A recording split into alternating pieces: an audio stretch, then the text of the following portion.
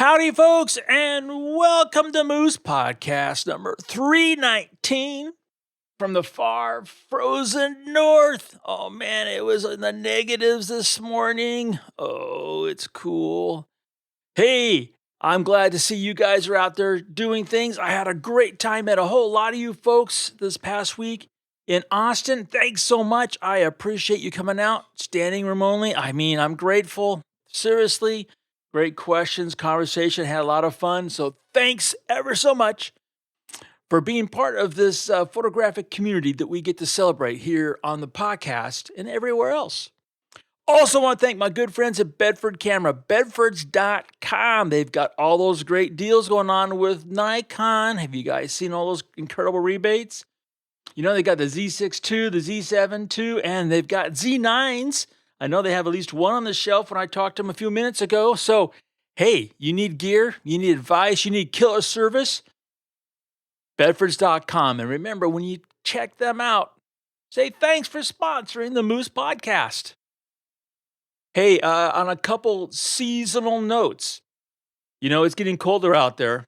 One thing that can really make a difference in keeping yourself warm and healthy is drinking lots of fluids. I know it's a real easy, simple thing, but heard again in a case about somebody who just recently, just down the road in the next state, was out shooting, didn't stay hydrated, got altitude sickness. So, hey, it's a simple thing. Drink those fluids when it's really cold, okay? Well, let me get right into this week's podcast. The hardest edit ever. And I mean ever. Now, hopefully you were like, what is the hardest edit? And you might be thinking something other than, guess what I'm going to talk about, which of course is kind of a hallmark of my podcast. Yes, the hardest edit ever. Photographers have gotten really into the groove of thinking of editing as being a process in the digital darkroom. As you might imagine, not what I'm thinking. Nope. Mr. Traub, he have us, and he'd say the word edit, and he would say the word burn and dodge, because we're talking about old days. Bunch of different phrases when it came to how we looked at the elements in the viewfinder to not only arrange them, but to tell a story. And he never used the word storytelling, which was kind of interesting. But then again, we were high school students, and for whatever reason, we managed to grasp that thing, you know, like shutter speed and aperture and all that. But, well, he took us past that. Let me get to it. So his whole point, and it's one that I still carry today, and I do my best to try to share and express it to others, is that you want to do all the editing in that viewfinder. And I start off with twin-eyed monsters or twin lens reflex cameras, you know, the old rollies, and you'd pop up with that hood and you'd bend your head over and look down, and everything was goofy, upside down, reversed, but the process hasn't changed, even though the mechanism has. And he would keep expressing how there's so many elements, and he didn't use the word element. I don't remember what he used, but so many objects out there that grab your attention, which might be interesting, but take the eye away from the story and the subject.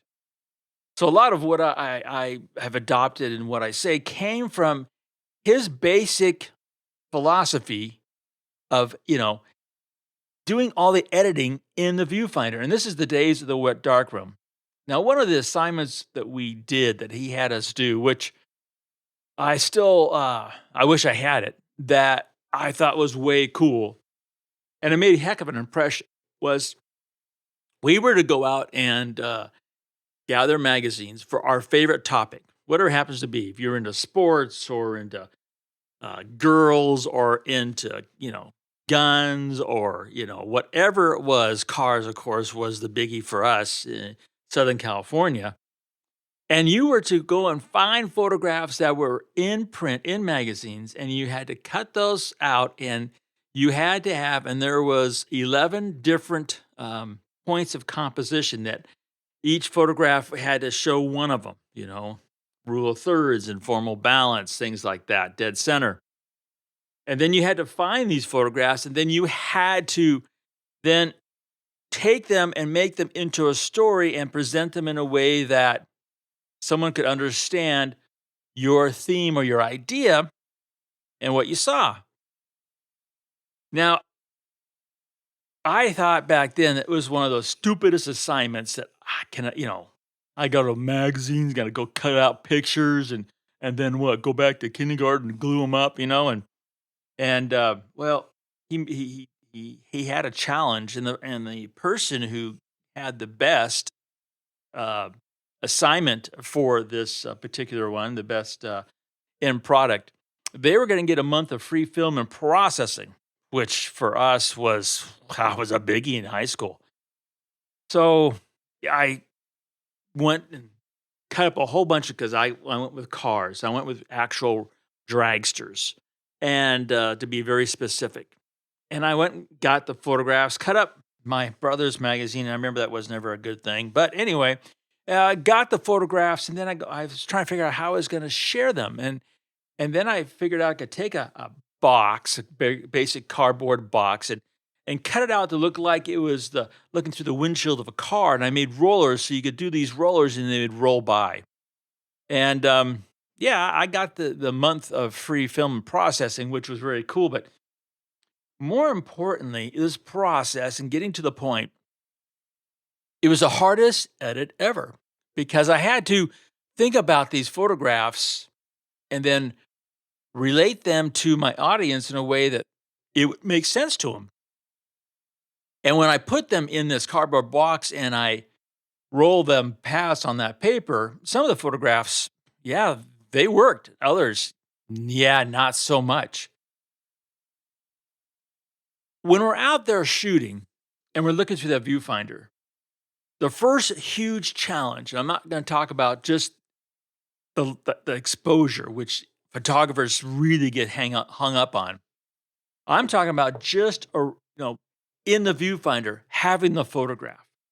I did a shoot a couple days ago, and theme was pretty simple. It was just eyes, a single light, and very narrow depth of focus. And a number of photographers instantly went vertically. And the question is, well, if you're photographing just eyes, are eyes vertical or horizontal? And that's one of the challenges photographers have, is just simply how do you arrange elements in the viewfinder? You are literally editing in this process. You are making decisions. And editing means that you are, in simplest terms, you're excluding elements that take the eye away from the subject, the story, while you're including those elements to help tell the story about that subject and the story. That is literally editing, okay? You are making decisions what stays and what goes. And that is the hardest edit ever. Because when you're out there shooting, and if all of a sudden you decide that you need to take a step forward to remove some elements, and you go click, click, click, and then that night you get back to the computer and you look at your photographs and you realize that you now have removed elements that you needed. No matter how good you are in Photoshop, you can't just add them back. Now, yes, it's easier to remove elements than to add them. But here's the thing.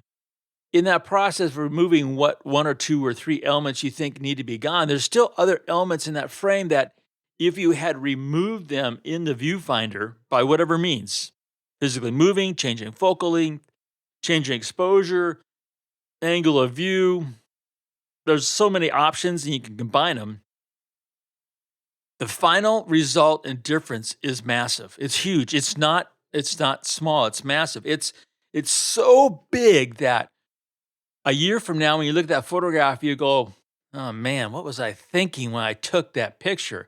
It's that big of a difference when you get it correct and you don't. That's why it's the hardest edit ever. And that's what's going on in the viewfinder. One of the big roadblocks to getting there, though, is you're thinking about these other elements that come into play into photography. These trivial ones, like things like being sharp and things being exposed correctly and things like color. And that can sometimes be this huge technical overload that then kind of, in our little minds, at least my little mind, kind of pushes aside that story I want to tell, that creativity that I'm feeling, or the emotion that I originally felt when I came across that scene, that subject, that story. And that's really why it makes it the hardest edit ever. Because we all have experienced, at least I have, way too much. The times when I go click with the camera and I look and I go, yeah, that's not it. I missed the moment. I missed the photograph. I missed the story. And it's gone. And it evaporates. And that happens way too often, right? That moment comes and goes. You've all experienced, that driving down the road, you see that photograph, you try to stop, you turn around, come back, and it's gone. Because life can be at times fleeting, which is why photography is such a powerful tool. Now, how can you make that hardest edit ever easier? Here's my first suggestion, and I'm swear to Pete, it's so simple and so obvious and so benign and rudimentary that people, even when I'm going to say this, blow it off. And I know they blow it off because I deal with that in blow off a lot. And that is the first thing to make the hardest edit ever easier is get to know the frickin' camera. And I mean, get to know the frickin' camera. What can it do and what can't it not do? And what in those realms do you need to use to take and make everything at Viewfinder simple and easy so the hardest edit ever is easier? I'll give you an example. I'm going to use myself. The Z9 came out almost a year ago. It's coming up on 12 months. And when the camera first came out, first thing I did is I went through everything. And you saw that the settings for the camera, I had them up there pretty darn quick. Now, how did I do that? I went through the whole camera. One of the things I went through was the wireless tethering between the camera and the computer. It's a really cool feature. You don't have to be hardwired in. You can do everything wirelessly. So I'm here in the safety of my own office with my own wireless network between the one that spans the house, the one between the computers and the cameras, and whiz bang zap gone boom. SnapBridge is working, the wireless is working, everything's working perfectly. Now, shooting tethered or wirelessly tethered is something that I don't really need to do with bison or aircraft or a rock or a rabbit.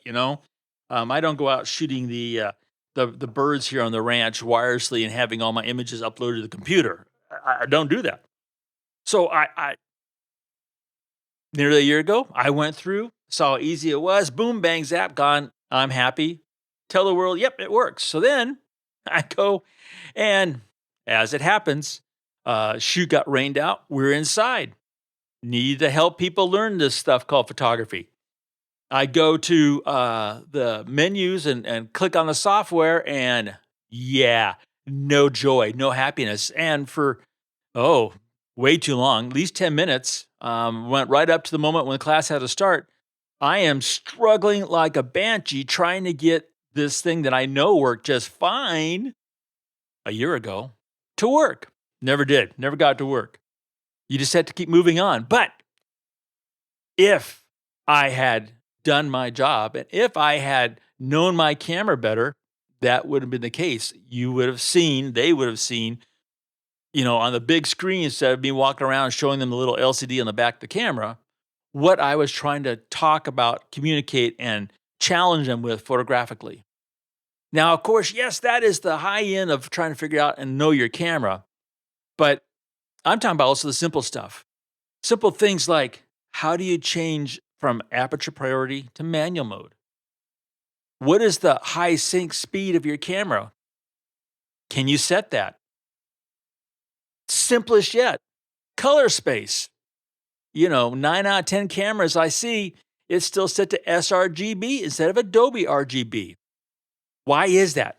This is so important. 256 color versus 14 million. What is there that, yes, you could technically figure out all that stuff, but just look at the numbers. 256 versus 14 million. How many colors would you like as a color photographer? I would think the answer is obvious, yet that's not set in cameras. The list goes on. And if you don't know your tool, how can you get past the hardest edit ever, which is arranging elements in the viewfinder, doing the dance, as I like to call, excluding elements to take the eye away from the frame, and including elements that help you tell the story. That's why it's the hardest edit ever, because what's in that viewfinder when you go click, no matter your photographic skills or Photoshop skills, you're still more or less stuck with it unless you really want to spend your whole life at a computer, which some people do, and which is cool, but I'm not one of them. That's why putting that camera to your eye and arrange the elements of viewfinder makes it the hardest edit ever. And we do it to ourselves. That's the frustrating thing, right? We do it to ourselves. I listened to photographers, I was listening to folks, and I could hear them saying, I should know this. I should know this. What is the minimum focusing distance of your lens? So if all of a sudden you have a lens that focuses at 3 feet and you're at 1 foot and it won't focus and you're getting mad at the camera and you're trying to find out what autofocus mode you need to be in, when you don't know the simple fact that the camera and the lens physically can't focus at 1 feet, you need to be at 3 feet, there's a major disconnect here, okay? And all of a sudden, the hardest edit ever just got to be impossible instead of easier.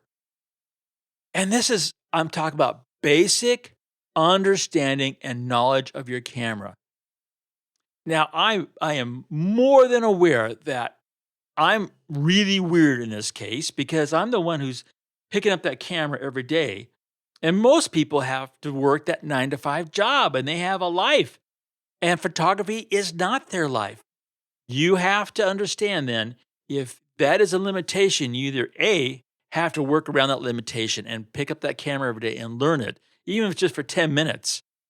Or B, you've got to suck it up, buttercup, and realize that when things go wrong, it is not the camera. It is our use and programming and making that camera dance for us. That is the problem. We are that weak link and we can be stronger. And that's the thing. We have to take charge of this. So get to know that camera, understand the settings that you have turned off and turned on. Maybe you shouldn't have. Just experiment and play a few minutes every day, even in your busy schedule. You'd be unbelievably surprised how all of a sudden the hardest edit ever is in the past. You guys have a great week. Keep on shooting and remember to make every click your story.